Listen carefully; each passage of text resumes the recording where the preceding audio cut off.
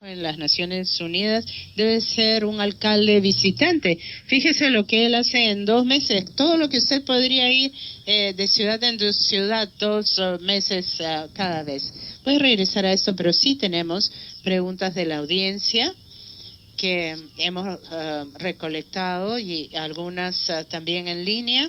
Voy a comenzar con la más provocadora. ¿Cuántos miembros del panel han llevado un cochecito en el transporte público para ir al trabajo? Esa es una pregunta relacionada al género, quizás.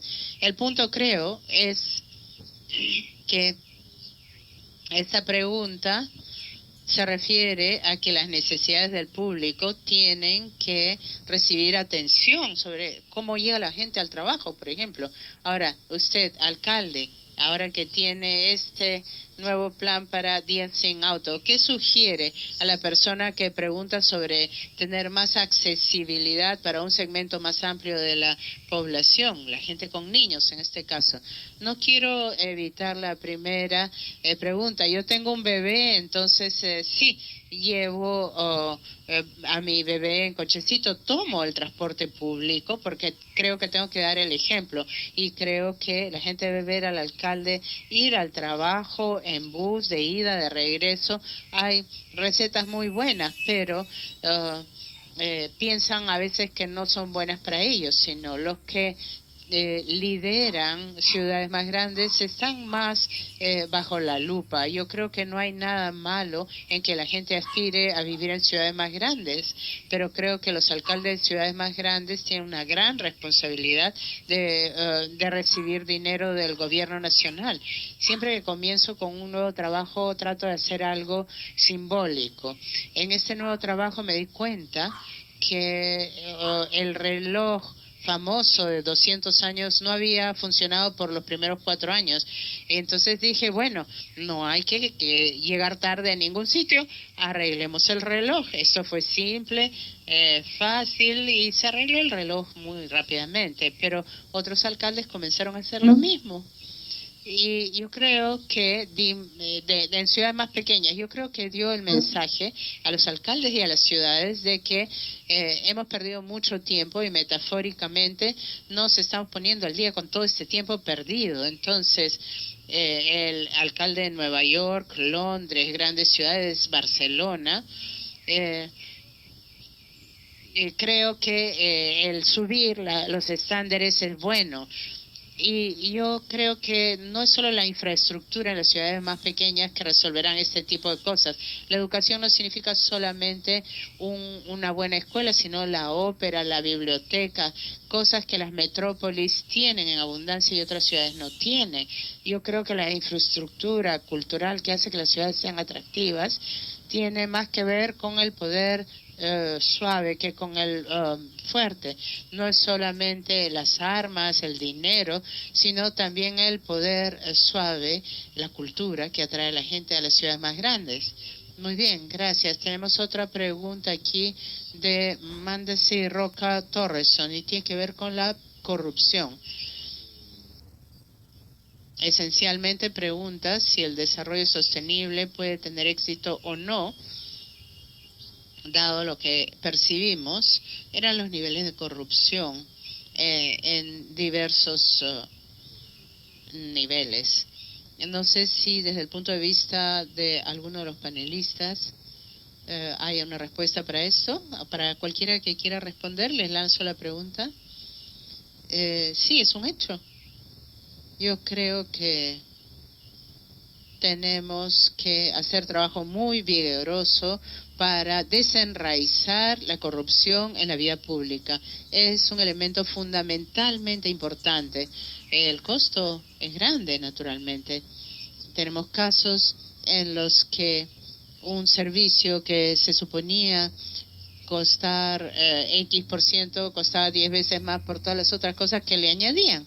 Entonces tiene un impacto muy directo en el suministro de servicios y en los problemas que tenemos que resolver. Ahora, yo siempre lo veo no solamente como una cuestión de que se doblegue a los individuos, sino que los sistemas mismos deben ser fuertes en rendición de cuentas y tenemos que asegurarnos de construir sistemas fuertes respecto de la rendición de cuentas, y no son solamente que los individuos sean malos. Necesitamos una respuesta sistémica, construyendo procesos de adquisición más fuertes, transparentes, sistemas más eficaces y transparentes, ir hacia un espacio en que estamos centralizando la base de datos de los proveedores para que esté toda la información abierta al público. Y aquí vemos, por ejemplo, que en la ciudad de X estas son las compañías que se benefician y son los directores los que se benefician. Esto sería una prueba muy interesante para muchas ciudades en que podemos decir por qué siempre esa compañía o esa compañía. Eso mejora la confianza del público. Yo creo que la corrupción es muy claro que no debería haber corrupción en ningún sentido. Ni en ninguna parte. Los automóviles, por ejemplo, que hacen trampa para el sistema de emisión de gases son los funcionarios de corrupción. La pregunta es muy fácil, cero corrupción. Ahora, la pregunta entre el mercado libre y los reglamentos en el funcionamiento de una ciudad. Porque como estamos en una fase en que el mercado libre supuestamente debe producir una mejor asignación de recursos, entonces es la ciudad, la buena ciudad, que produce riqueza, asumiendo que no hay corrupción, necesita reglamentos, o es solo con el mercado libre que funciona. Yo estoy seguro de que si pensamos esto un poco, vamos a llegar a la conclusión muy claramente de que una buena ciudad necesita un conjunto de reglamentos. Y esto es muy interesante porque en la mayor parte de inversión que se produce en la mayor cantidad de ciudades en el mundo, en particular en el mundo en desarrollo, el aspecto de los reglamentos de la urbanización se olvida. Y como todos los alcaldes necesitan inversión, y cuando llega un inversionista le ponemos la alfombra roja y le decimos sí a todo lo que él o ella esté pidiendo, esto está desafiando el diseño eficiente de la ciudad, asumiendo que no hay corrupción. Si encima de eso tenemos corrupción, ya se pueden imaginar que el resultado va a ser desastroso.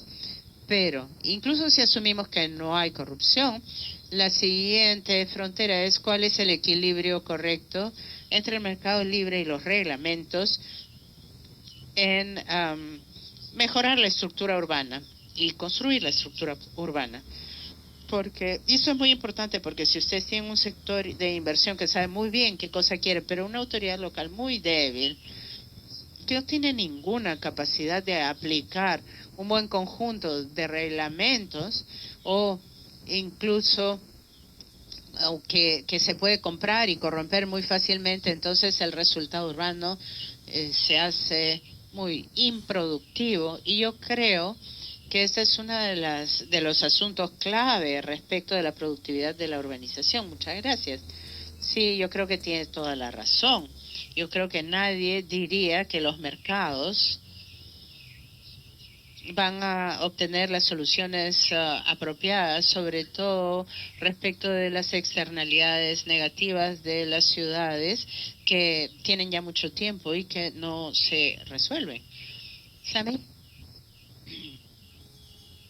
Sí, por supuesto. Yo creo que hay que luchar contra la corrupción porque constituye un impedimento al desarrollo de las ciudades. Estamos frente a un fenómeno que se está generalizando y los impactos son directos sobre la vida cotidiana de los ciudadanos.